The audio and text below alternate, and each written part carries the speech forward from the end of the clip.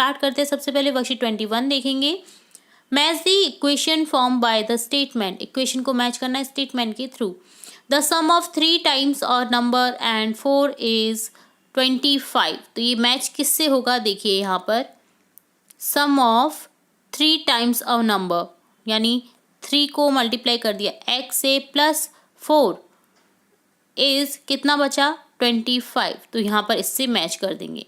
The sum of x and 4 is 16। तो देखिए x plus 4 equal to 16 कहाँ दिख रहा है, उससे मैच कर देंगे हम इसे। सब्ट्रैक्टिंग 5 फ्रॉम x में से x minus 5 equal to given 3। तो यहाँ पर इससे मैच कर देंगे इस तरह से।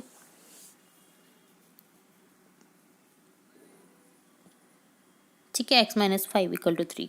तो सभी को आपको इस तरह से मैच कर देना है। Twice a number x is 8, subtracting 2 from 4 times the number x is given 18, subtracting the 2 from half of number given 7, 1/5 of the number x gives 4, the sum of 7 times x and 7 give you 77, dividing the number x by 5 gives 6, subtracting 5 from 1/4 of a number gives 4, 10 times x is 60, तो यहाँ पर 10x equal to 60 हो जाएगा। The sum of the number x and 5 is 9, subtracting 2 from x given 9, x minus 2 equal to 9। तो इस तरह से आपको सिंपली स्टेटमेंट को मैच करना था इक्वेशन से। तो ये डन होता है वर्कशीट 21।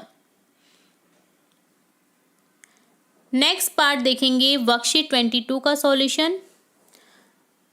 क्वेश्चन है, we have learn to make equation from the statement, statement से हम बनाना सीखते हैं इक्वेशन को। Now we will learn to write the equation in statement. अब हम क्या करेंगे, पहले हमने क्या देखा था, स्टेटमेंट के थ्रू इक्वेशन को मैच करा था। अब इक्वेशन से हम स्टेटमेंट बनाएंगे। जैसे x minus 5 equal to 9, subtracting 5 from x we get 9। तो इसी तरह से हम आगे करेंगे। x plus 3 equal to 7, the sum of x and 3 is 7, 2x equal to 10, twice the number x is 10, 5x plus 5 equal to 10, the sum of 5 times x and 5 gives you 10, x by 4 equal to 4, dividing the number x by 4 gives 4, 3m by 5 equal to 6, divide 3 times of a number by m by 5 gives 6, y minus 7 equal to 3 कितना हो जाएगा, subtracting 7 from y gives 3, 4x minus 5 equal to 7 का लिखेंगे, subtracting 5 from 4 times the number x gives 7, p by 2 plus 2 equal to 8, the sum of 2 and half of a number p gives 8, 4x equal to 0, 4 time x is 0, x by 5 minus 2 equal to 6, subtracting 2 from 1/5 of a number x gives 6। ठीक है, तो इस तरह से हमने statement देखा। Here there are certain words which are necessary to be introduce such as multiplying a number, multiplying any number by 1/3 and 1/4, that is 1/3 1/4, using addition and subtraction के लिए इस तरह से यूज करते हैं। ठीक है, तो होप्स तो आपको ये वर्कशीट समझ में आई होगी। तो ये डन होता है वर्कशीट 22। अब देखेंगे वर्कशीट 23 का सॉल्यूशन। फर्स्ट क्वेश्चन है यहाँ पर, solve equation 12p minus 5 equal to 25। तो देखिए इस तरह से करेंगे। First step by adding 5 to both side, 12p equal to 30 हो जाएगा, minus 5 plus 5 equal to 0। Second step dividing by 12, तो यहाँ पर 12 से डिवाइड किया तो p इक्वल टू हमारे पास में आ जाएगा 5/2, 12p माइनस 5। अब देखिए solving equation using balancing method से ये हमने किया है।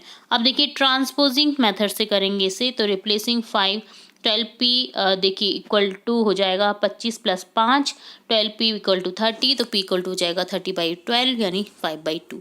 तो आपको कौन सी मेथड अच्छी लग रही है? आई होप आपको ये ट्रांसपोजिंग मेथड ज़्यादा अच्छी लग रही होगी बैलेंसिंग शीट के बैलेंसिंग मेथड के कंपैरिजन में, क्योंकि यहाँ पर सिंपली हम क्या करते हैं कि जो भी आपका नंबर होता है वो इक्वल टू के उधर ले जाएंगे और अपोजिट साइन कर देंगे। जैसे माइनस की संख्या है तो प्लस में हो जाएगी, प्लस की संख्या है तो माइनस में हो जाएगी। सिंपली देन हमारा जो पी का वो फॉर्म है, एक्स वाई का फॉर्म होता है, जो भी संख्या है उसका फॉर्म निकल जाएगा। ठीक है, solve the equation given by method both the methods. तो बैलेंसिंग मेथड से भी आपको करना है, ट्रांसपोजिंग मेथड से भी करना है। तो दोनों ही मेथड आपको आनी चाहिए, चाहे बोले वो कोई सी भी अच्छी लग रही है, पर आपको दोनों मेथड आनी चाहिए। जैसे देखिए बैलेंसिंग मेथड से 3p + 12 = 0 करेंगे, तो by adding -12 to both sides, तो यहाँ पर हो जाएगा 3p = -12 by dividing both sides by 3, 3p/3 = -12/3, p = -4 हो गया। ट्रांसपोजिंग मेथड से 3p + 12 हो जाएगा =0, रिप्लेसिंग 12 करेंगे, 3p = 0 - 12, 3p = -12 हो जाएगा, p = -12/3, p = -4 हो जाएगा। ठीक है, नेक्स्ट क्वेश्चन है 3x/4 = 6। तो यहाँ पर जब x की वैल्यू निकालेंगे बैलेंसिंग मेथड के थ्रू तो 8 निकलेगी, और इसी तरह से ट्रांसपोजिंग मेथड से निकलेगी यहाँ पर 3x/4 = 6, तो x = 8 इस तरह से निकाल देना है। तो ट्रांसपोजिंग मेथड तो बहुत ही इजी है। बैलेंसिंग मोड में आपको क्या करना होता है कि आपको बोथ साइड से इक्वल करना होता है, बोथ साइड से मतलब मल्टीपल या डिवाइड करना होता है, ताकि जो आपका नीचे का जो हर है वो आपका समान हो जाए और वैल्यू निकल जाए। इसी तरह से देखिए थर्ड में 4 + 5x - 1 = 34 है, तो subtract 4 from both sides, 4 + 5x - 1 - 4 = 34 - 4, तो यहाँ पर x की वैल्यू निकल जाएगी 7। इसी तरह से जो यहाँ पर हम निकालेंगे ट्रांसपोजिंग मेथड से 4 + 5x - 1 = 34, तो यहाँ पर जब रिप्लेसिंग करेंगे 4 को तो इस तरह से -4 हो जाएगा और x की वैल्यू निकल जाएगी आपके पास में 7।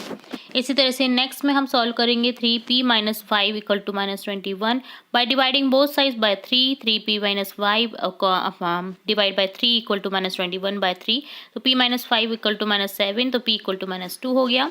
इसी तरह से 3p - 5 = -21 replacing 3, p - 5 = -21/3, p - 5 = -7, p = हो जाएगा -2।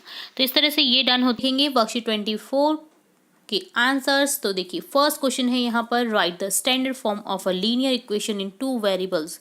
लीनियर इक्वेशन जो होती है, स्टैंडर्ड फॉर्म होता है लीनियर इक्वेशन का ax + by + c = 0।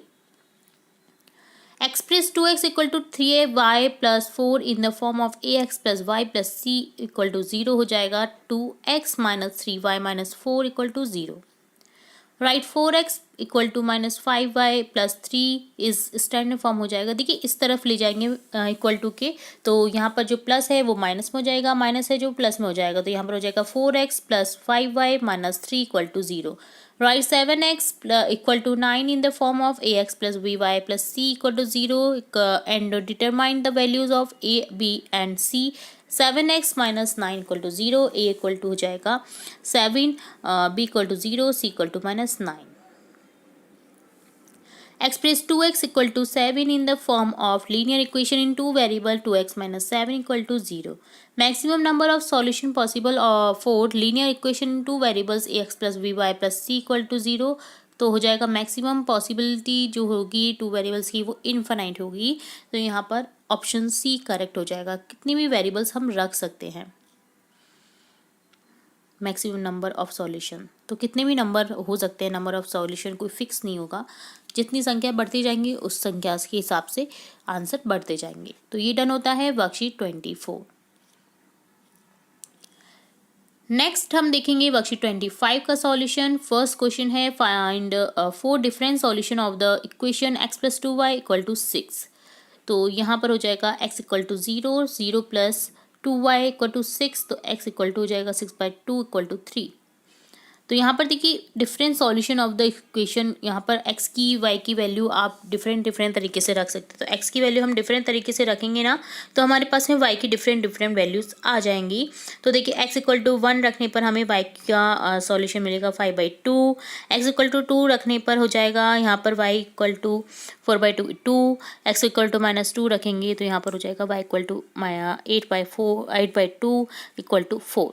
ठीक है, Which of the following solution is the solution of the equation x - 2y = 4? तो x = 4, y = 0 होता है, तो x - 2y = 4 हो जाएगा, 4 = 4 हो जाएगा। Find the value of k in the equation 3x + y = k if x = 2, y = -1, तो यहाँ पर हो जाएगा 6 - 1 = k, k = 5। Fill in the table with solution of the equation x + 2y = 3। तो यहाँ पर देखिए एक्स की वैल्यूज़ रख देंगे, वाई की वैल्यूज़ इस तरह से हो जाएगी। ठीक है,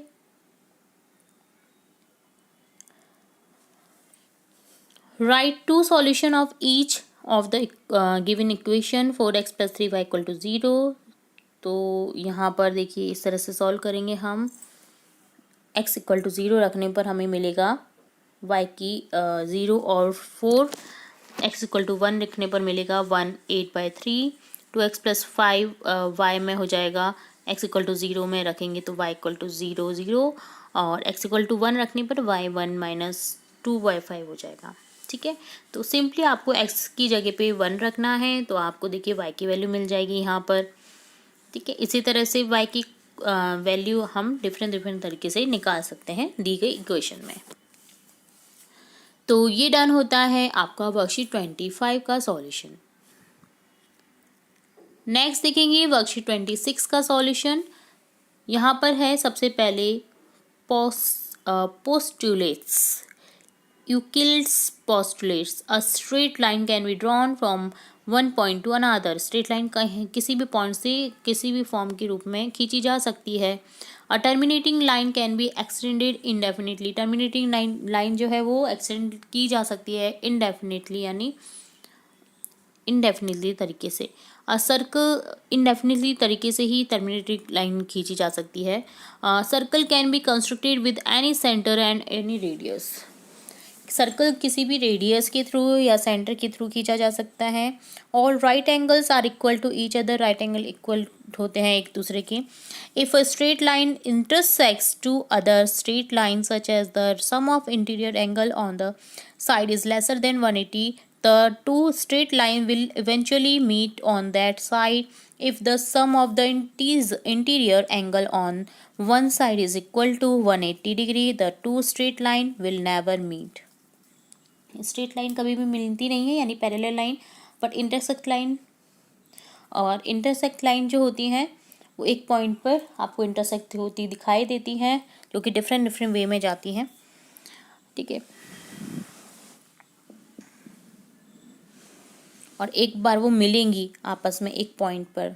ठीक है, इफ़ अब देखिए क्वेश्चन देखेंगे, यहाँ पर ये कुछ पॉइंट्स दे रखे थे इम्पॉर्टेंट। अब देखेंगे question. If a straight line intersects two other straight line such that it form two interior angle on the same side, the both straight lines are extended indefinitely on that side, they will meet where the sum of the angle. तो यहाँ पर हो जाएगा less than 180। How many lines can be drawn from a point? Infinite lines. Anant line खींचे जा सकते हैं एक पॉइंट से। How many lines can be drawn passing through 2 points? Only 1. एक बार ही पास हो सकती है एक पॉइंट पर line. A surface is one that has only length and width. ठीक है, तो ये डन होता है आपका वर्कशीट 26।